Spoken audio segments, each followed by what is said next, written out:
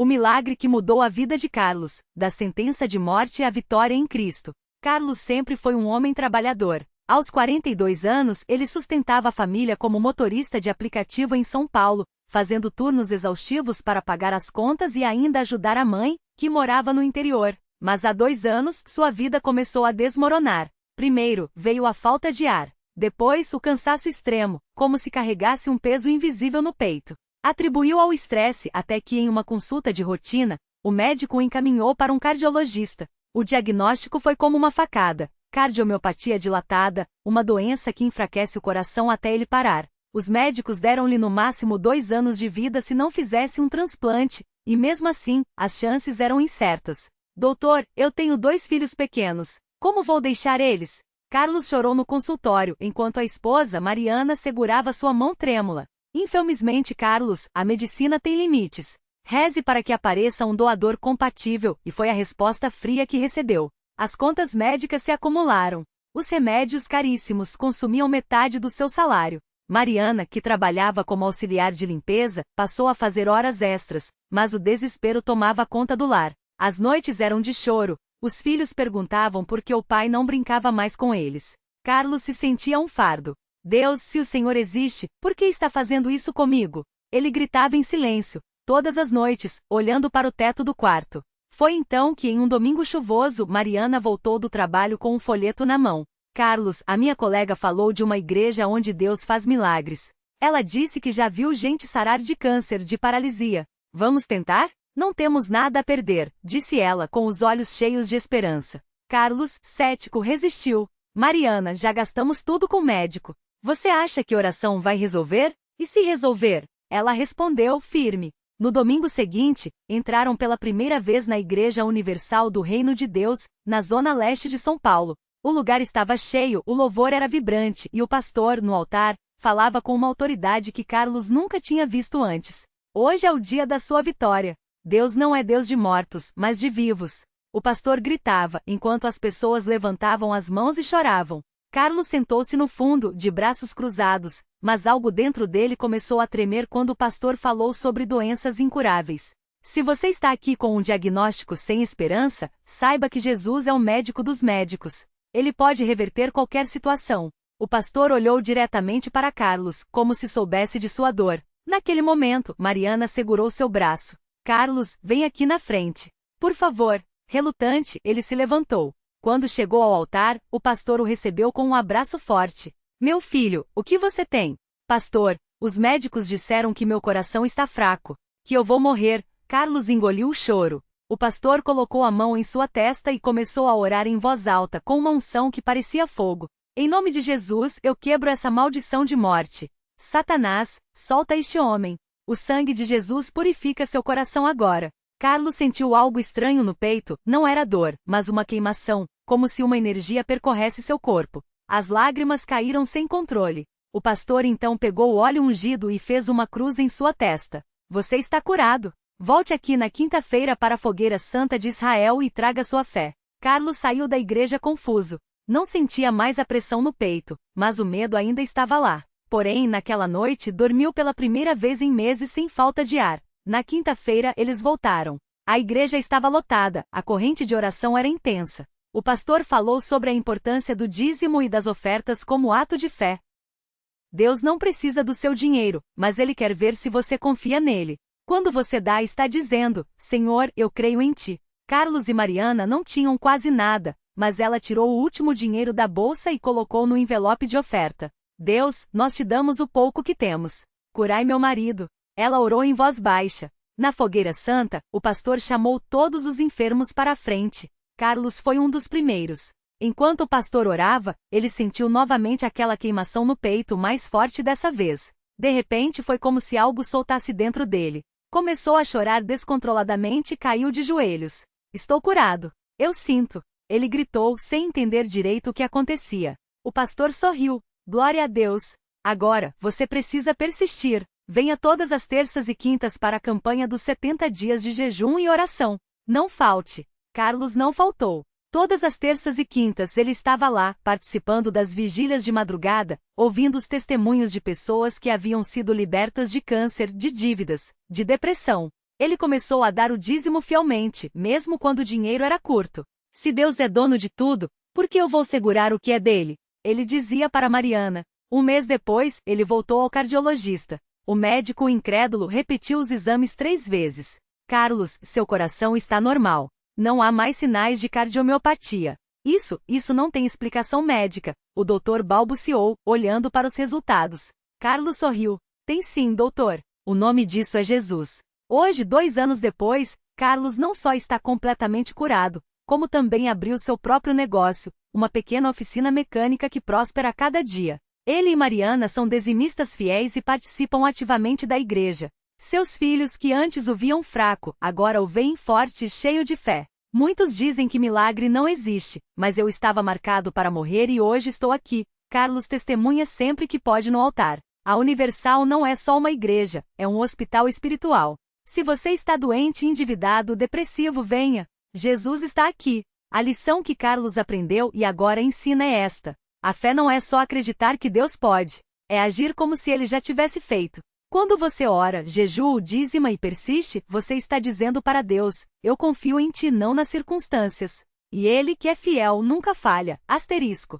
Hoje Carlos não vive apenas, ele vive com propósito. E toda vez que entra na Igreja Universal, ele beija o chão porque sabe, aquele foi o lugar onde sua sentença de morte virou uma história de vitória. Carlos não parou por aí. Depois de receber sua cura, ele sentiu um fogo no coração que não podia ignorar. Todo domingo, antes do culto, ele chegava cedo para ajudar a limpar os bancos, arrumar as cadeiras e até varrer o chão da igreja. Se Jesus me deu uma segunda chance, eu vou servir a ele com tudo que tenho, dizia, enquanto passava o pano nos corrimãos, como se estivesse cuidando do próprio altar do Senhor. Um dia, enquanto organizava os folhetos de oração na entrada, uma senhora de olhos inchados e mãos trêmulas se aproximou.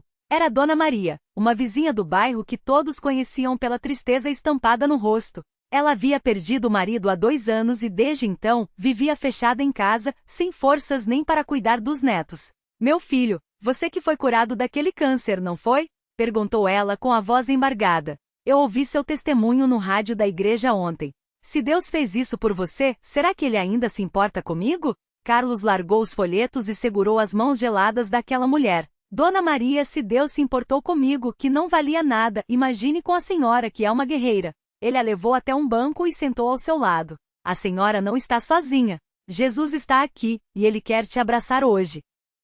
Naquele mesmo culto, Dona Maria subiu ao altar pela primeira vez em anos. Chorou tanto que suas lágrimas molharam o tapete vermelho onde tantos outros haviam se ajoelhado antes dela. Os obreiros oraram por ela, e algo dentro daquele coração partido começou a sarar. Não foi instantâneo, as dores ainda doíam, as noites ainda eram longas, mas pela primeira vez em muito tempo, ela sentiu uma paz que não vinha dela mesma. Semanas depois, Dona Maria voltou à igreja com um bolo caseiro nas mãos. Pastora, eu fiz isso para agradecer, disse, envergonhada. Não é muito, mas é do meu coração. E eu comecei a bordar de novo. Minhas mãos estavam paralisadas de tanta tristeza, mas ontem eu consegui fazer um ponto. Ela mostrou um lenço com uma pequena flor imperfeita, mas cheia de significado. O pastor sorriu e abraçou aquela mulher que, aos poucos, estava renascendo. Isso não é muito, Dona Maria. Isso é um milagre. Porque quando a gente entrega o pouco que tem para Deus, ele multiplica. Carlos, que assistia a cena de longe, sentiu os olhos ardendo. Ele lembrava bem como era se sentir inútil, como um peso para os outros. Mas agora via que até nas coisas mais simples, um bolo, um lenço, um abraço, Deus trabalhava. E entendia que sua cura não era só para ele. Era para mostrar a outros que não importa quão escuro esteja o caminho, a luz da Universal está sempre acesa. Hoje Carlos e Dona Maria servem juntos no grupo de visitação da igreja. Toda semana, eles vão a hospitais, asilos e casas de pessoas que, como eles já foram um dia, precisam ouvir que há esperança. Carlos leva sua Bíblia surrada, marcada nas páginas de Salmos e Isaías, os versos que o sustentaram nos dias mais difíceis. Dona Maria leva seus bordados, cada ponto uma oração, cada fio uma história de restauração. A gente não escolhe as batalhas, Carlos costuma dizer aos que encontram pelo caminho, mas a gente escolhe onde vai buscar força para lutar. E eu escolhi a Universal. Porque aqui, Jesus não só ouve as nossas orações. Ele responde. E assim o homem que já esteve à beira da morte e a viúva que achava que sua vida havia terminado se tornaram prova viva de que na Igreja Universal, os impossíveis têm endereço.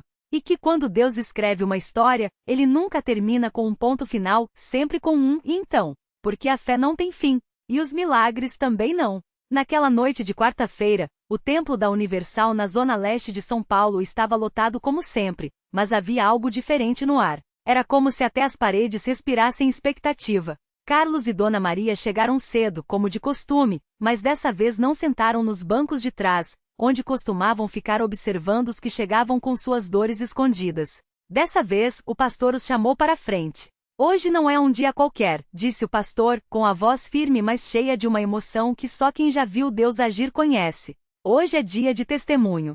E esses dois aqui têm uma história que vai abalar a fé de muitos. Carlos segurou a Bíblia com mais força, sentindo o peso daquela hora. Dona Maria ajustou o xale nos ombros, como se estivesse se preparando para uma batalha não contra o inimigo, mas contra as dúvidas que ainda moravam no coração de quem os ouvia. Eu era um homem morto, começou Carlos, sem rodeios. Os médicos tinham me dado 3 meses. 3 meses com dor, com remédios que só adiantavam o fim, com uma família se despedindo aos poucos. Minha mulher já tinha até escolhido o caixão. Ele fez uma pausa, engolindo em seco, mas não havia tristeza em seus olhos. Só uma chama. Mas Deus não estava nos exames. Ele estava aqui, nesse altar. Foi quando Dona Maria tomou a palavra com uma voz que, apesar dos anos, ainda carregava a doçura de quem aprendeu a confiar. E eu era uma viúva com 3 filhos pequenos, uma casa caindo aos pedaços e um coração mais destruído ainda. As pessoas diziam, Deus não tira o que ele dá. Mas eu gritava, então por que ele levou meu marido? Por que me deixou sozinha? Ela olhou para o chão por um instante, como se revivesse aquele desespero. Até que uma irmã me arrastou para cá. Não foi convite não. Foi quase à força. E sabe o que aconteceu? No primeiro culto, enquanto o pastor orava, eu senti algo como um vento quente passando por dentro de mim. E ouvi uma voz, não com os ouvidos, mas aqui, ela bateu no peito dizendo, você não está sozinha. O templo ficou em silêncio. Até as crianças pararam de se mexer, porque todos ali conheciam aquele tipo de voz. Não era alucinação, não era desejo. Era Deus falando onde o homem já tinha desistido de ouvir. 3 dias depois, continuou Carlos, eu voltei ao hospital para fazer uns exames de rotina. O médico entrou na sala com minha pasta, olhou para mim, olhou para a pasta de novo e disse, isso não é possível. O câncer tinha sumido. Não tinha diminuído. Não tinha entrado em remissão. Tinha sumido. Como se nunca tivesse existido. Dona Maria completou com os olhos brilhando. E eu, uma semana depois daquele culto, recebi uma ligação. Era do banco. Uma dívida que eu devia há anos que já tinha ido para cobrança e eu nem sonhava em pagar. Tinha sido perdoada.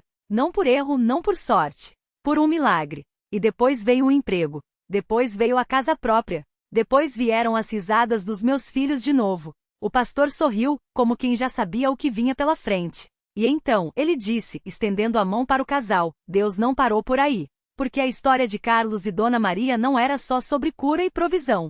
Era sobre propósito. Carlos, que antes mal conseguia subir um lance de escadas, agora passava as tardes visitando hospitais, levando a mesma esperança que um dia salvou sua vida. E Dona Maria? Abriu um grupo de oração na sua casa, onde viúvas, mães solteiras e mulheres quebrantadas encontravam não só um ombro, mas uma fé que as fazia levantar a cabeça. A gente pensa que o milagre é só para nós, disse Carlos, olhando direto para os olhos de um homem no fundo do templo, que segura um lenço sujo de lágrimas. Mas não é. O milagre é para a gente levar adiante. Para a gente provar que Deus ainda faz o que fez nos tempos da Bíblia. Que ele não mudou. E foi então que o homem no fundo se levantou, tremendo, com as mãos cheias de cicatrizes de quem já tinha tentado se matar 2 vezes. Com os olhos vermelhos de quem não chorava há anos.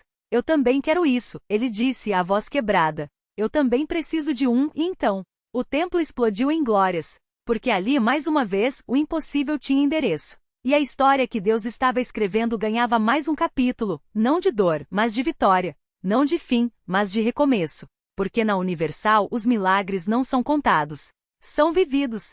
E toda quarta-feira, quando as portas se abrem, não é só um culto que começa. É uma nova chance, uma nova página, um novo e então, esperando para ser escrito. O homem se chamava Carlos. E sua história era uma daquelas que faziam até os mais fortes baixarem a cabeça. Ele tinha chegado ao templo arrastado pela irmã, que não aguentava mais vê-lo daquele jeito, afundado em remédios, com os braços marcados por cortes profundos e o coração mais vazio que uma casa abandonada.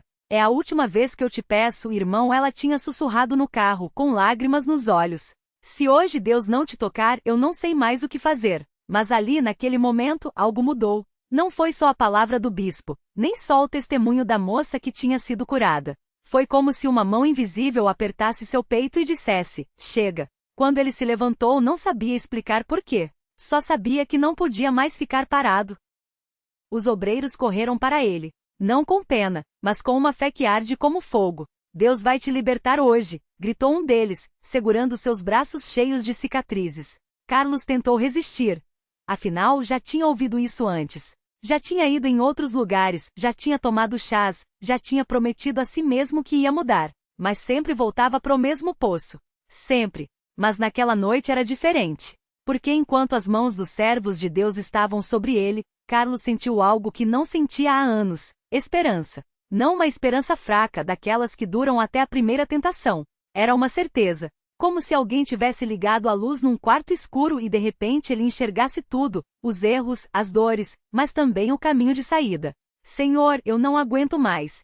Ele gritou, e as lágrimas finalmente vieram, quentes e abundantes, lavando anos de amargura. Me tira dessa, Jesus. Eu não quero morrer. Eu quero viver. O templo inteiro orou com ele. Não era só mais um caso. Era uma batalha espiritual, e todos ali sabiam. Quando um filho de Deus clama com sinceridade, o inferno treme.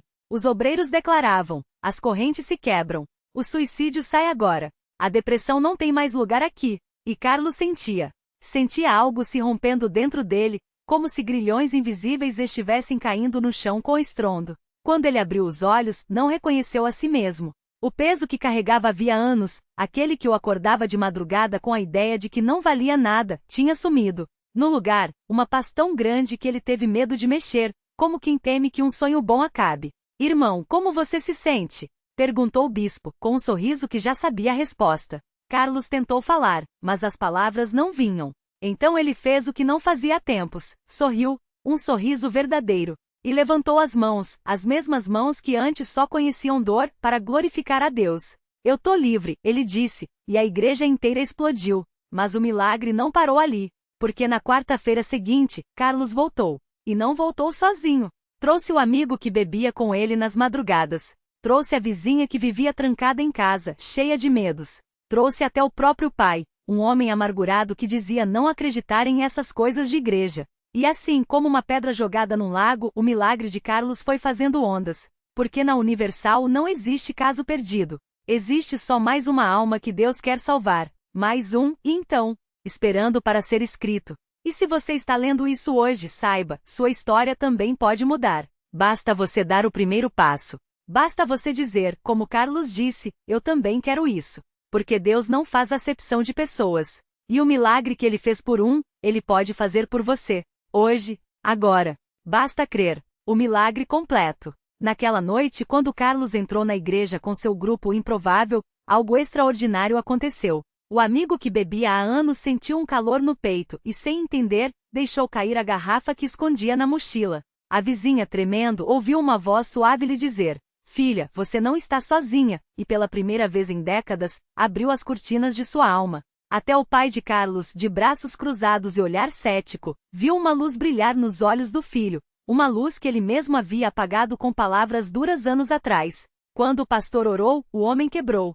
Choro grosso, os joelhos no chão, e um sussurro rouco: me perdoa, Deus. Eu também quero isso. Não foi mágica. Foi graça. Porque o milagre de Carlos não era só a cura de seu vício ou a restauração de sua família, era a prova de que Deus usa os quebrados para consertar outros quebrados. Aquele que um dia entrou arrastando seus fantasmas saiu carregando esperança para os que não tinham mais forças. E a igreja, que antes era apenas um endereço, tornou-se um lar. Reflexão final. A vida nos convence de que alguns buracos são fundos demais para sair, que algumas feridas são velhas demais para sarar. Mas Deus não olha para o relógio nem para o seu histórico. Ele olha para o seu sim. Carlos não tinha mérito, tinha apenas um desejo sincero. E isso bastou. O milagre não é a ausência de problemas, mas a presença de Deus neles. Lição de vida. Você não precisa estar pronto para ser transformado. Basta começar. Um passo na direção da fé é um convite para Deus agir. Talvez hoje você seja como o pai de Carlos, desconfiado, cansado, achando que isso não é para você. Mas e se for? E se o seu "e então" estiver apenas esperando por uma decisão? Deus não muda sua história apesar de você, Ele a muda com você. E tudo começa quando você diz: eu também quero isso.